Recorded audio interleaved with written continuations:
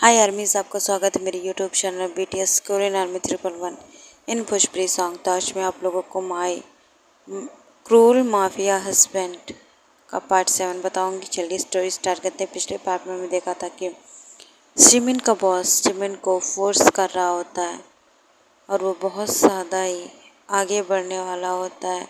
उसने जिमिन के कपड़े तक फाड़ दिए थे, शू के शोल्डर से हट चुके थे और उसकी थोड़ी सी ब्रा दिख रही थी, जो कि बहुत ज़्यादा ही बुरी चीज़ हो जाती है। जिमिन जो कि पूरी डरी सहमी सी उसके सामने पड़ी होती है, उसने बिल्कुल ही होप छोड़ दी थी कि अब वो बच पाएगी। वो इतनी ज़्यादा डर गई थी कि वो कांपने लगी थी, लेकिन वो हैवान जिमिन के पैर को पकड़ के अपने करीब खींचता है और अपने सेट को उतार देता है और वो बहुत ज़्यादा ही पूरी तरीके से जिमिन को किस करने लगता है। और वो जिमिन के साथ और कुछ भी कर पाता उससे पहले ही जिमिन का दोस्त लेमिनहो जो कि वहाँ पर आ जाता है। वो बहुत ज़्यादा ही गुस्से से जिमिन के बॉस को जिमिन के ऊपर से हटाता है और कहता है कि हाउ डे यू, तुमने उसे टच कैसे किया? आज तक कभी मैंने उसे टच नहीं किया, तो हिम्मत कैसी हुई उसे टच करने की? अब मैं तुम्हें बताता हूँ कि उसको टच करने का अंजाम क्या होता है। यहाँ पर उसके बॉस को बहुत बुरी तरीके से मारता है और इतना बुरी तरीके से मारता है कि वो वहीं मर जाता है और बहुत ज़्यादा ही बुरी कंडीशन में उसे छोड़कर उस जिमिन के पास जाता है। जिमिन जो कि डरी सहमी सी होती है। एक तो वो इसलिए डरी थी क्योंकि अभी कुछ देर पहले उसका रेप होने वाला था और दूसरा इस वजह से कि उसके बॉस का मर्डर लेमिनहो ने कर दिया है। वो अपने दोस्त के लिए बहुत ज़्यादा परेशान थी और कहती है कि तुम टेंशन मत लो, मैं ये सब अपने सिर पे ले लूँगी, तुम इसकी चिंता मत करो। लेमिनहो कहता है कि तुम इतनी पागल कैसे हो सकती हो, और वैसे भी उसकी हालत देख के सब समझ जाएंगे कि इसने किसी के साथ ज़बरदस्ती करने की कोशिश की, इस वजह से इसे मरना ही पड़ा। बाकी तुम इतना ज़्यादा टेंशन मत लो, वो मर चुका है तो वो तुम्हारे पास नहीं आएगा, और वैसे भी तुम अपने सामान को ले लो वरना शक तुम पर ही जाएगा, और अपनी चीज़ों को भी और अपने जो भी कपड़े तुम्हारे फटे हैं उन्हें भी अच्छे से ले लो। यहाँ पर हम देखते हैं कि जिमिन जो कि गेट के बाहर चली जाती है। लेमिनहो अच्छे से पूरे केबिन को चेक करता है और बहुत अच्छी तरीके से उसकी जांच करता है।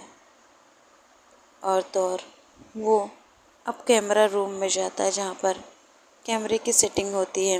वहाँ पर जाकर अच्छे से हर चीज़ चेक करता है और जब जिमिन केबिन में आई थी तब के फुटेज को वो डिलीट कर देता है, जिसे कोई पता न लगा पाए कि जिमिन जो कि बॉस से मिलने गई थी। यहाँ पर हम देखते हैं कि लेमिनहो को वैसे ही छोड़कर जिमिन जो कि गाड़ी के पास आ गई थी, कार में बैठने के बाद वो इंतज़ार करने लगती लेमिनहो का। लेमिनहो जो कि आता है और कार में बैठकर उसे अपने घर लेकर जाता है। यहाँ पर वो बहुत ज़्यादा ही जिमिन के लिए घबराया हुआ था, क्योंकि उसे डर है कि जिमिन कहीं बहुत ज़्यादा ही सैड ना हो जाए। जिमिन जो कि प्योर हार्टेड थी, तो जाहिर सी बात है उसे ये सब चीज़ें बिल्कुल नहीं पसंद है, इसलिए वो आज तक कभी जिमिन को अपने दिल की बात नहीं बता पाया। यहाँ पर बाकी सब लड़के उसके करीब आने की कोशिश कर रहे हैं। ये सब बहुत ज़्यादा ही डेंजरस हो जाता है। यहाँ पर हम देखते हैं कि किसी ने कॉल करके बता दिया कि लेट रात जिमिन जो कि अब लेमिनहो के साथ उसके घर जा रहे हैं। युंगी का पारा चढ़ जाता है। वो बहुत ज़्यादा गुस्सा हो जाता है कि ये लड़की सिर्फ उससे ही दूरी बना कर रखती है और इस लड़के के साथ इतनी चिपकती क्यों है। वो बिल्कुल भी इन सब चीज़ों को एक्सेप्ट नहीं कर पा रहा था। तभी अपने गार्ड से कहता है कि जाओ पीछा करो उसका, और कहाँ जा रही है, क्या करती है, सब पल पल की खबर मुझे चाहिए। यहाँ पर लेमिन अपने घर पर लेकर आता है जिमिन को वो अच्छी तरीके से जो कि कवर कर देता है, उसने अपना कोट दे दिया होता है और शिमिन को बहुत अच्छी तरीके से उसने खाना वाना खिला दिया होता है और उससे कहता है कि आज रात तुम यहीं रुक जाओ।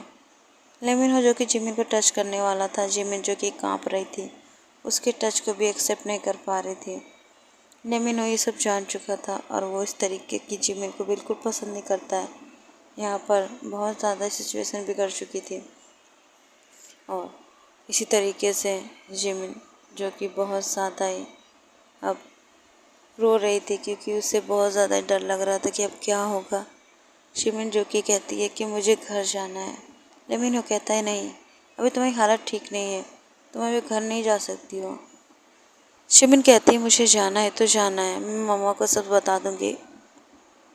और लेमिनो कुछ नहीं कर सकता था क्योंकि वो भी शिमिन की कंडीशन समझ सकती है कि वो लेमिनो से भी डर रही है और इसलिए वो उसे वापस कार में बैठाकर उसके घर छोड़ देता है और उसकी मॉम को देखता है जो कि बहुत ज़्यादा कंफ्यूजिंग और थोड़ी सी टेंस लग रही थी जिमिन को देखकर। जिमिन जो कि अपनी मॉम से कहती है मॉम खाना खाने के बाद मेरे कमरे में आइएगा, मुझे आपको बहुत कुछ बताना है।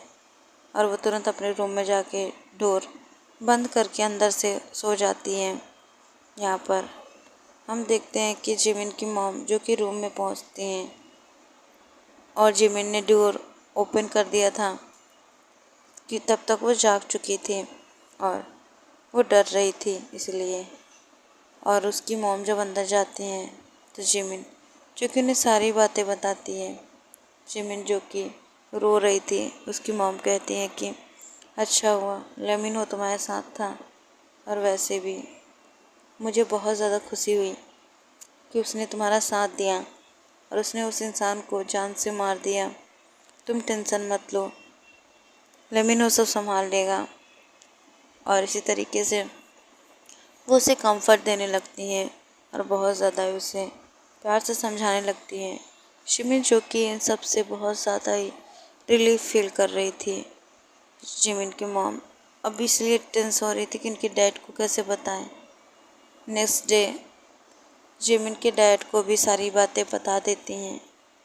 उनके डैड भी बहुत ज़्यादा टेंस हो जाते हैं और वो लेमिन को बहुत ज़्यादा ही अच्छा मानते हैं।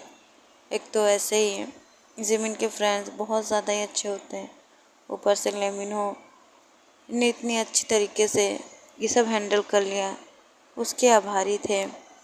यहाँ हम देखते हैं युंगी के दिमाग में कुछ और ही चल रहा था।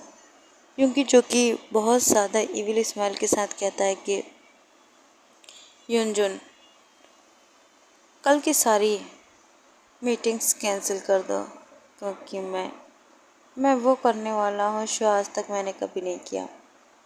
हो सकता है किसी को थोड़ी तकलीफ़ हो और किसी को खुशी, लेकिन हम देखते हैं कि यहाँ पर हमारे प्यारे से युंगी के लिए उसकी मॉम जो कि बहुत ज़्यादा परेशान होती हैं और वो अपनी छोटी सी देवरानी से कहती हैं कि तुमने तो कहा था कि तुम किसी लड़की को लेकर आओगी, तो कहाँ है वो।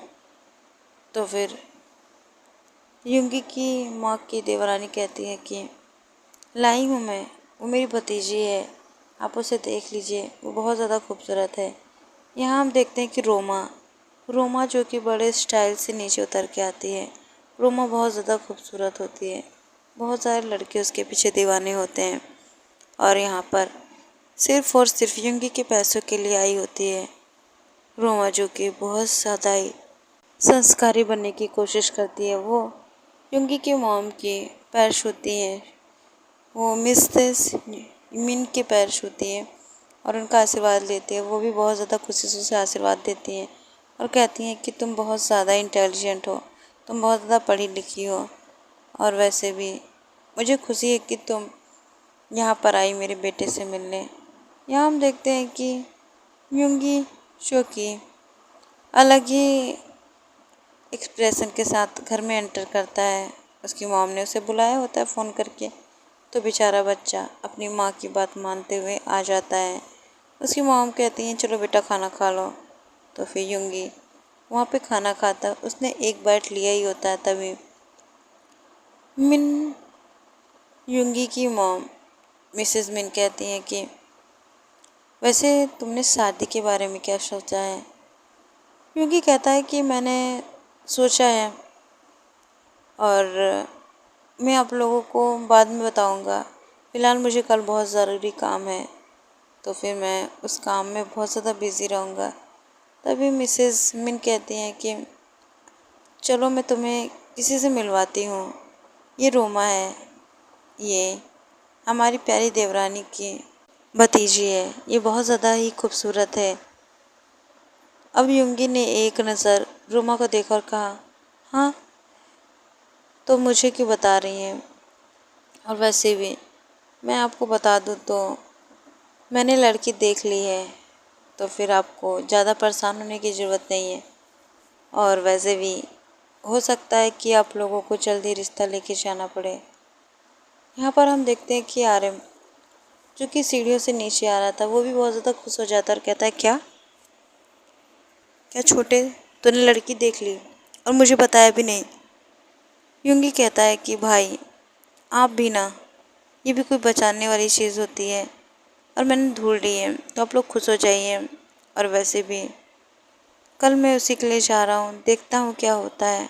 अगर अगर कुछ नहीं हो पाएगा तो आप लोग जाइएगा, आप लोगों को भी पूरा हक बनता है, लेकिन पहले मैं जाकर अब उसे देखूँगा, फिर आप लोग जाइएगा।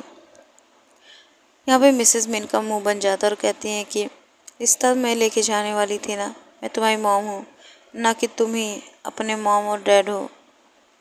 युंगी कहता है मॉम प्लीज़ इस तरीके को और एक्टिंग मेरे सामने मत कीजिए, और मुझे पता है कि आप लोग बड़े हैं, लेकिन फिर भी मुझे बहुत कुछ हैंडल करना है, तो पहले मैं वो कर लूँ उसके बाद। ऐसा बोलकर वो अपने रूम में चला जाता है। रोमा सड़ा सा मुँह बना के उसे देखती है और अपनी आंटी को कहती है कि आपकी वजह से ये सब हुआ है, मेरे पीछे इतने सारे लड़के पागल हैं, लेकिन आपने इस सेवरेज किंग के आगे मुझे खड़ा कर दिया, और ये खड़ूस मुझे बिना देखे ही अपने रूम में चला गया, जैसे कि मैं यहाँ पे हूँ ही नहीं।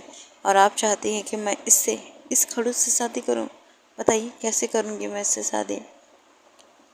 उसकी अब आंटी कहती हैं कर लोगी बेटा, कर लोगी, तुम्हें ये सब खुद करना होगा। और एक बात बताओ, तुम एक लड़के को फंसा नहीं पाई, क्या फ़ायदा इस तरीके की खूबसूरती का?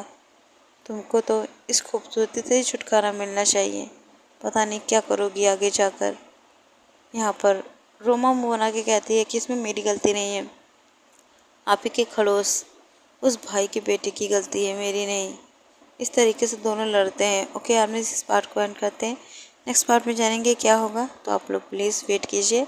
सरांगे army, love you so much army.